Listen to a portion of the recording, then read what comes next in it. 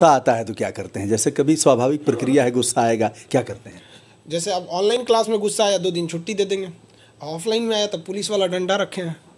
ये भी करते हैं? हाँ हाँ एकदम। अब बच्चों के मौलिक अधिकार का हनन नहीं होगा? देखिए कभी कभी कुछ मौलिक कुम्हार जो होता है ना, वो मिट्टी के अगर अधिकार को देखेगा तो उसको सांचा नहीं दे पाएगा।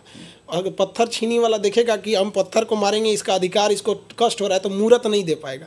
तो कभी कभी मजबूरी में पीटना पड़ जाता है, और जरूरी भी है। तो क्या वह प्यार की भाषा जब नहीं समझते हैं तब ऐसा होता है? कब होता है? वो लड़कों में भी लगता है, लड़के भी समझते हैं कि सर हमारे ही लिए पीट रहे हैं, जो भी कर रहे हैं। मैंने एक बार डंडा पकड़ लिया था मास्टर साहब का।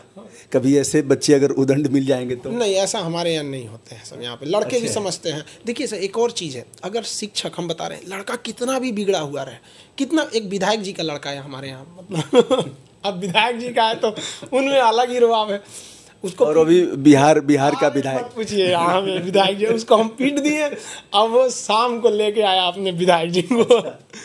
हम उसको पढ़ाएं, उनके पिताजी के सामने आए, हम समझाएं कि देखिए तो विधायक जी तो सिस्टम के साथ आए होंगे। हाँ, अरे मत पूछिए उनको, अब विधायक का तो अपना रुतबा है भाई, क्या पूछेगा। आए हमारे पास, हम कहें देखो भाई, तो हमको लगता है राजनीतिक हो जाएगा। बाद में उन्हें समझाएं तो विधायक जी मेरे सामने कहें कि आप इसको 2 डंडा और लगाइए। तो गार्जियन भी देखते हैं, अगर शिक्षक रियल में अपनी कर्तव्य को निभा रहा है तो स्टूडेंट भी समझता है। लेकिन आप बताइए, टीचर सरकारी स्कूल में, सरकारी स्कूल को किसने डुबाया? टीचर्स ने। आज एक प्राइवेट कोचिंग, हम लोग जैसे शिक्षक के पास अगर 12-12 लाख लड़के पढ़ने आ रहे हैं, मतलब क्या है? सरकारी स्कूल, वहाँ पे धोखा दिया गया है। वहाँ से अगर वहाँ जिम्मेदारी निभाई गई रहती तो हमारे पास कोई क्यों आता?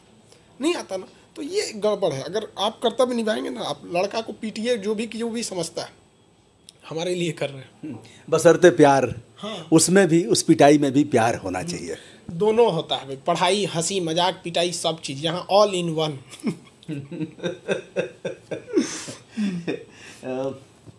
कमज़ोर बच्चे आते हैं कभी कभी, और देख करके ही लग जाता है कि बच्चा किस तरह से दबा है और मानसिक रूप से सुसुप्त भावनाएं हैं, कुछ करना चाहता है। उनका सहयोग कैसे होता है? देखिए, हमारा जब पढ़ाने, हम जब स्टेज पे जाते हैं पढ़ाने, तो हमारे दिमाग में एक ही चीज़ रहती है कि कमज़ोर से कम, मतलब हम ये सोच के जाते हैं कि कमज़ोर बच्चों को नहीं पढ़ाना है। हम ये सोच के जब मार्कर पकड़ते हैं पढ़ाने के लिए, तो ये सोचते हैं कि अगर हमारे क्लास में एक लाश भी बैठी है ना, लाश, तो उसकी भी इच्छा भगवान से हो कि हमको 1 सेकंड के लिए बोलने का मौका दे दीजिए, कि हम बोल दें कि हम समझ गए। हमारी ये मानसिकता है। कमज़ोर विद्यार्थी कैसे नहीं समझेगा? टीचर के पास तो हर दवा है ना, डॉक्टर को पता है कि सीरियस मरीज को इंजेक्शन देना है, नॉर्मल चल रहा है तो टेबलेट खिला दीजिए। तो हमको हर चीज़ को लेके चलना रहता है वहाँ पर। और हम ये सोचते हैं कि अगर कोई शिक्षक पढ़ा रहा है और डाउट रह गया लड़कों के, तो टीचर का काम है उस डाउट को क्लियर करे, और उसके बाद घर जाके खुद पर मंथन करे कि पढ़ाया कैसे था कि डाउट रह गया। ये बहुत बड़ा चीज़ है। डाउट नहीं रहना चाहिए लड़कों को, कहीं से भी, छोटे से लेके लास्ट तक में कहीं से डाउट नहीं रहना चाहिए।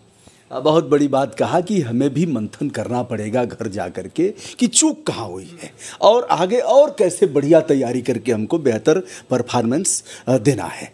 इस तरह से सोचते हैं आप जा कर के, और बच्चों का चेहरा याद होता है कि यहाँ चूक हुई है। हमको याद है कि हमसे 2016 में भी जो लड़का क्वेश्चन पूछा था, हमारे पढ़ाने के बाद जो टॉपिक में हम पढ़ा दिए, कंप्लीट टॉपिक हो गया, उसके बाद भी वो लड़का अगर सवाल पूछा था, हमको आज भी याद है। और हमको आज भी आत्मग्लानि होती है, वो लड़का हमसे कैसे पूछ दी, मतलब ये हमारे में गलती रही। तो हम नेक्स्ट हमेशा सुधारते रहता है। सुधार जीवन का प्रकृति है। किसी व्यक्ति को लगता है कि हम पूर्ण हो गए हैं, तो फिर भगवान उठा लेगा उसको, कहेगा चल इधर आ, तो हमारे बराबर हो गया। हम यहाँ हैं जो इस बात का साक्ष्य है कि हम पूर्ण नहीं हैं, हमारे में गलतियाँ हैं।